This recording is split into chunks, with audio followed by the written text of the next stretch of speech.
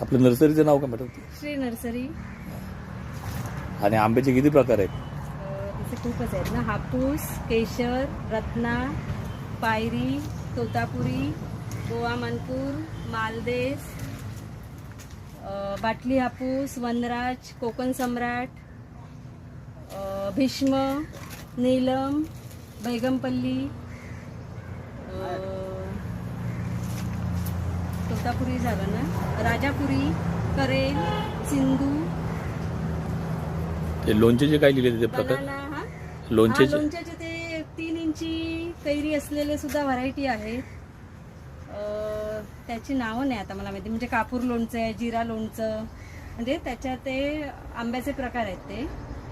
अजून दशहरी आहे, लंगडा आहे, दशहरी, लंगडा, मल्लिका.